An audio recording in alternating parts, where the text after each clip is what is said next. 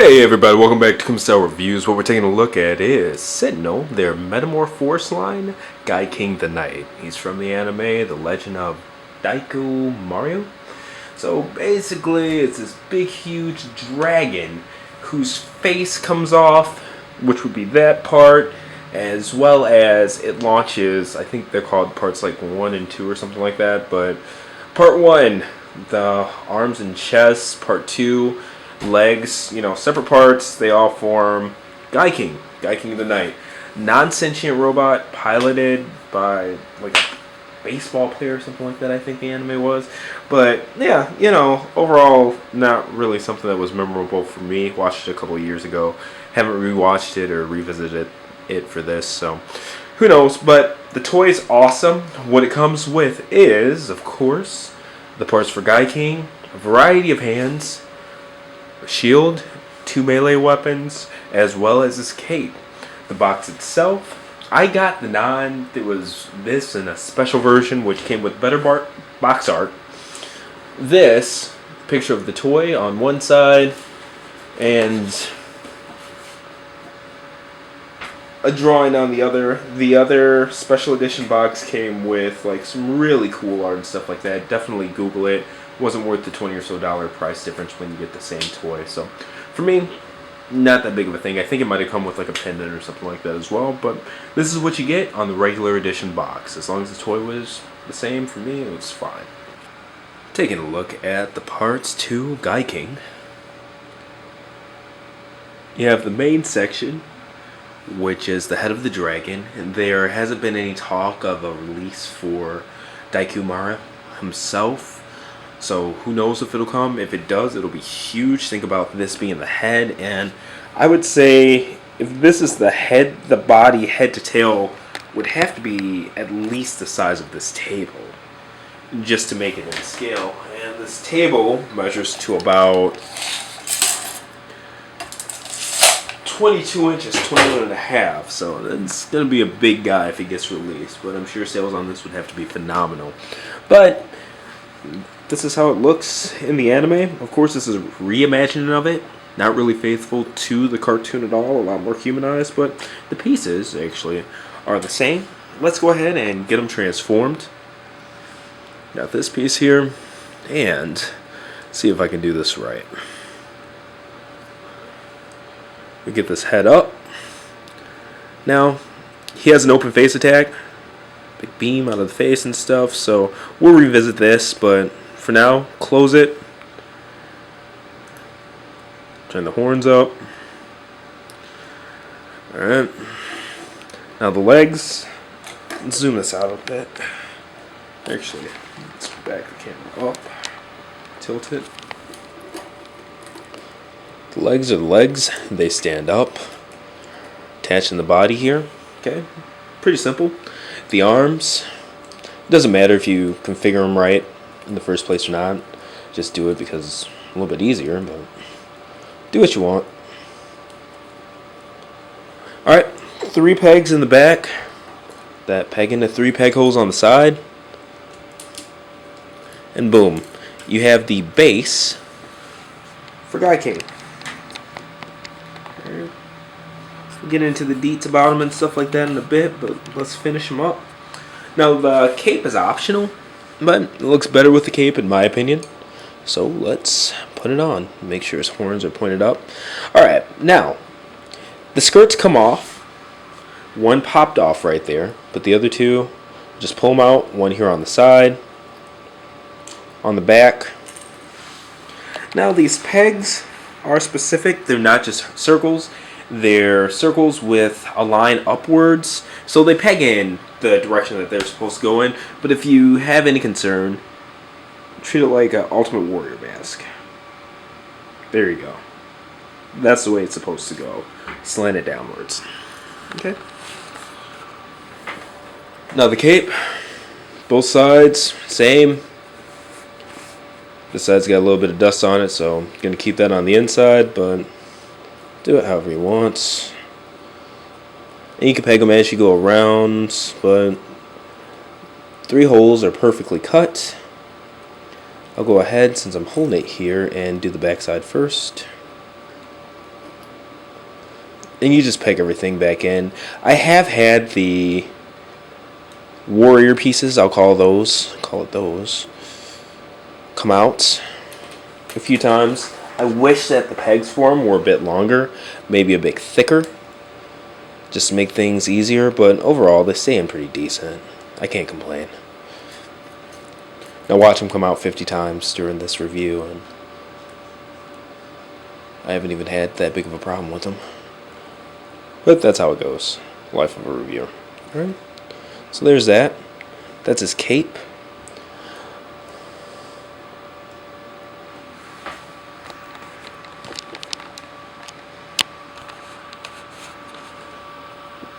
There we go. He's all transformed. Let's take a look at the figure himself.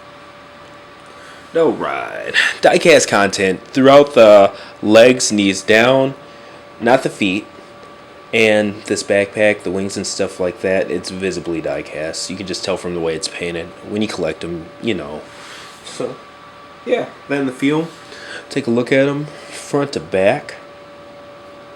The cape doesn't have any wiring in it, but because of the way it's laid out with the tabs in certain places, you can do a little bit of posing there, like so. The aesthetic is very Spawn-ish. I had somebody in a Facebook group. It's Spawn now, blah blah blah. Fine by me. Spawn's awesome. If I could look like Spawn, I'd look like Spawn. Spawn's hella awesome. This looks hella awesome. Honestly, the best toy interpretation of GaiKing that I've ever seen. You know, someone pointed out the Super Robot Wars aesthetic, and if I could get a toy form of that, I would definitely go for it. But right now, this one really wins. A lot of GaiKing toys that you see, they have that really huge dragon face, the Daiku Mario face and stuff like that. And it just looks atrocious. Like, it's improportionate. It just looks like it has a big pot belly to me. So, that's just me. But it's what it is. Taking a look at the posability here. Ball jointed head. So, he does have some ab crunch there. He has movement. Side to side tilt, not full 360, but good. Shoulders, full movement in the shoulders. There is some movement in the shoulder pad there too to make room. It comes out a bit, swings up. Bicep swivel. Elbow joints are double jointed. If I could turn it the right way. And what's cool, the elbow joint, a lot of toys are doing this now. The second one's hidden. So you don't see it, and it curls up when you curl it in. Now the wrist here, you see, the ball joint, it just popped out, but a lot of rotation there. And you have to push these in pretty tight to get them to go. And on each of the hands so far, the first times that I've put them in, it's been really tough. So be prepared to struggle a bit there. They have to stretch out the holes and stuff like that first time. So the legs, full rotation there. And you see I just popped that out. The skirts, the front skirts here, multi-jointed even, to allow you to move them and still cover up the thigh. Double jointed knees. And he even has some movement in the calf there to give you a bit of further extension. And of course, ankle tilt, those are on ball joints and stuff like that. And again, let's get that.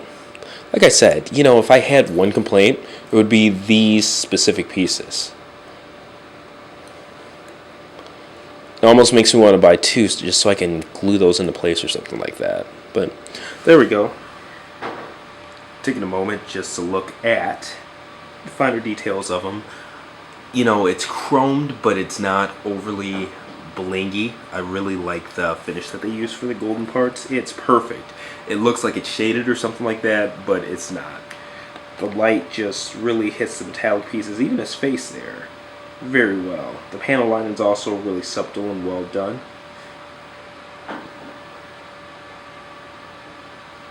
Ooh, back.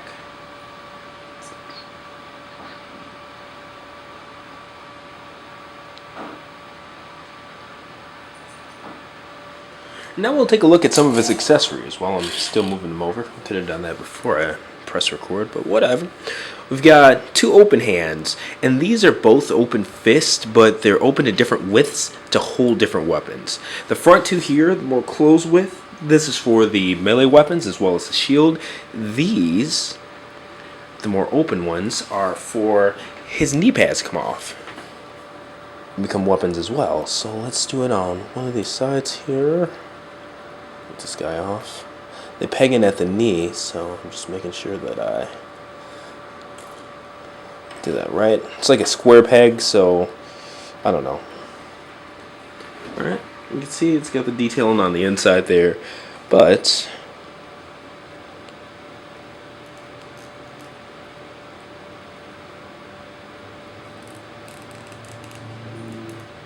while we do that, there we go. You can't just slide it in, you kind of have to do an over, under, just get it in between the fingers. It stays fine, but there's that. So let's take a look at how that looks.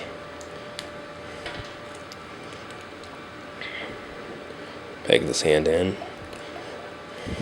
And originally, man, these were pegging in so tight that the ball joint itself would come out with the hands. And let's get an open hand in. We'll get them into a cool pose too, why not? Make sure I got the right hand, thumbs facing the right direction. And I do wish that the ball joint allowed the hand to go a little bit more up, but you know, it's what it is.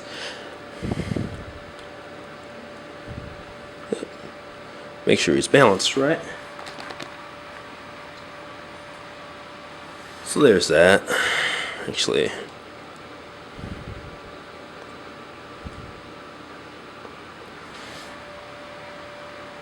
alright, so there you go.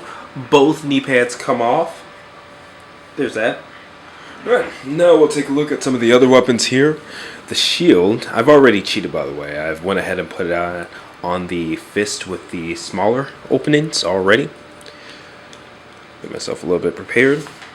So the shield has a handle here. You slide it up, and that just clips in around the forearm. So do that. And there you go. I mean, that takes seconds. That's not too bad. Now, the melee weapon, Sen-ti-Nel actually went on ahead and released a video of how to do this. Once you get it, it's not bad. But I can already see some people being frustrated with it and stuff like that. You know, it's one of those things that's bound to happen. So, got the closed fist here. A lot of these weapons, you know, they'll have like a handle that's removable, or you could take out this part to slide it through and then reattach it. They didn't do that. They just said, figure it out with the help of this video. So, I haven't watched their video yet. But I got it, so I don't feel too bad. Slide it in through the thumb first, and then just slide it in through the hands.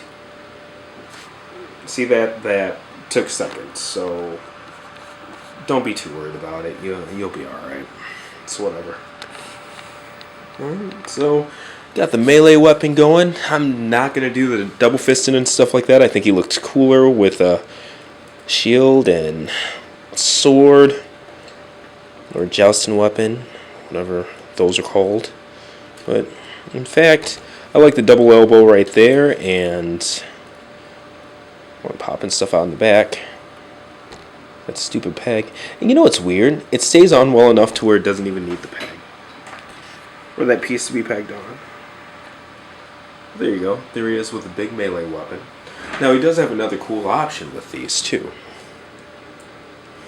Alright, so the whole forearms pop off like so. Like so. And then, okay, TJ, what do you do from there? The fronts of these pop off.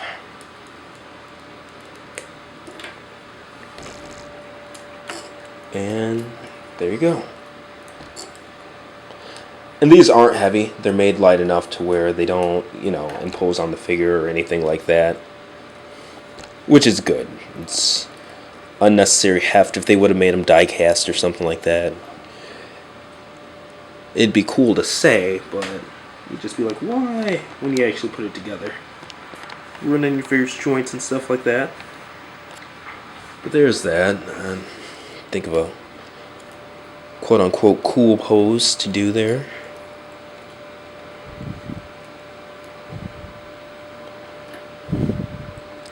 Alright. Make sure he's balanced.